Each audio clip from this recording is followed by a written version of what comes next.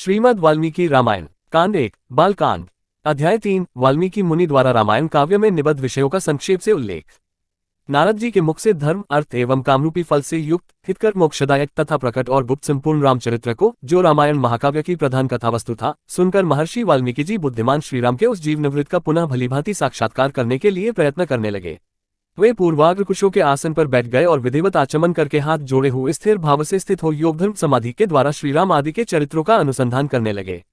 श्रीराम लक्ष्मण सीता तथा राज्य और रानियों सहित राजा दशरथ से संबंध रखने वाली जितनी बातें थीं, हंसना बोलना चलना और राज्यपालन आदि जितनी चेष्टाएं हुई, उन सबका महर्षि ने अपने योगधर्म के बल से भलीभांति साक्षात्कार किया। सत्य प्रतिज्ञा श्री रामचंद्र जी ने लक्ष्मण और सीता के साथ वन में विचरते समय जो लीलाएं की थीं, वे सब उनकी दृष्टि में आ गईं। योग का आश्रय लेकर उन धर्मात्मा महर्षि ने पूर्व काल में जो घटनाएं घटित हुई थीं, उन सबको वहां हाथ पर रखे हुए आंवले की तरह प्रत्यक्ष देखा। सबके मन को प्रिय लगने वाले भगवान श्रीराम के संपूर्ण चरित्रों का योग धर्म समाधि के द्वारा यथार्थ रूप से निरीक्षण करके महाबुद्धिमान महर्षि वाल्मीकि ने उन सबको महाकाव्य का रूप देने की चेष्टा की। ये धर्म अर्थ काम मोक्षरूपी गुणों फलों से युक्त तथा इनका विस्तार पूर्वक प्रतिपादन एवं दान करने वाला है। जैसे समुद्र सब रत्नों की निधि है, उसी प्रकार यह महाकाव्य गुण अलंकार एवं ध्वनि आदि रत्नों का भंडार है।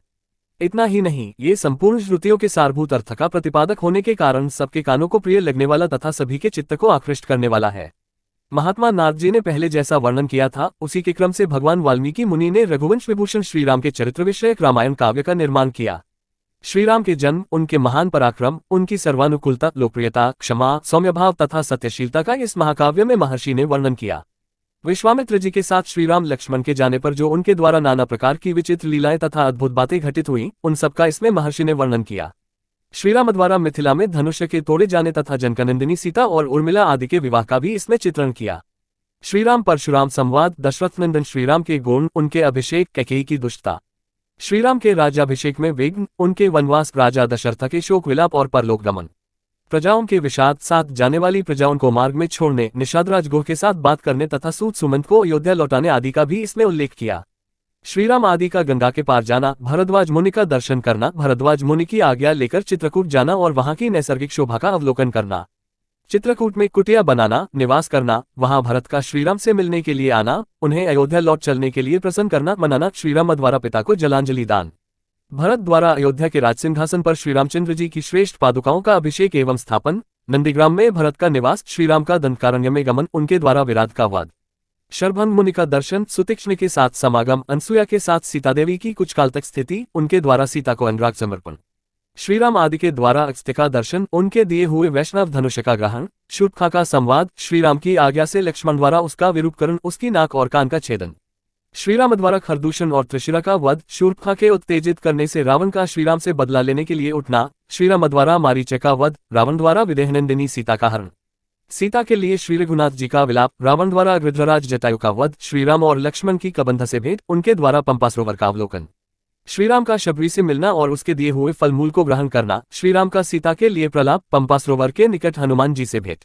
श्रीराम और लक्ष्मण का हनुमान जी के साथ ऋषिमुख पर्वत पर जाना, वहां सुग्रीव के साथ भेंट करना, उन्हें अपने बल का विश्वास दिलाना और उनसे मित्रता स्थापित करना, वाली और सुग्रीव का युद्ध, श्रीराम द्वारा वाली का विनाश, सुग्रीव को राज्य समर्पण, अपने पति वाली के लिए तारा का विलाप, शरतकाल में सीता की खोज कराने के लिए सुग्रीव की प्रतिज्ञा, श्रीराम का बरसात के दिनों में माल्यवान पर्वत के प्रस्रवण नामक शिखर पर निवास, रघुकुल सिंह श्रीराम का सुग्रीव के प्रति क्रोध प्रदर्शन, सुग्रीव द्वारा सीता की खोज के लिए वानर सेना का संग्रह, सुग्रीव का संपूर्ण दिशाओं में वानरों को भेजना और उन्हें पृथ्वी के द्वीप समुद्र आदि विभागों का परिचय देना, श्रीराम का सीता के विश्वास के लिए हनुमान जी को अपनी अंगूठी देना, वानरों को ऋक्षबिल स्वयंप्रभा गुफा का दर्शन, उनका प्रायोपवेशन, प्राणत्याग के लिए अनशन संपाति से उनकी भेंट और बातचीत, समुद्रलंघन के लिए हनुमान जी का महेंद्र पर्वत पर चढ़ना, समुद्र को लांघना, समुद्र के कहने से ऊपर उठे हुए मेनका का दर्शन करना, इनको राक्षसी का डांटना, हनुमान द्वारा छायाग्रहिणी सिंहिका का दर्शन एवं निधन, लंका के आधारभूत पर्वत त्रिकूट का दर्शन,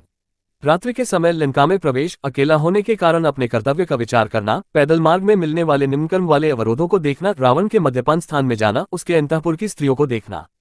हनुमान जी का रावण को देखना, पुष्पक विमान का निरीक्षण करना, अशोक वाटिका में जाना और सीताजी के दर्शन करना,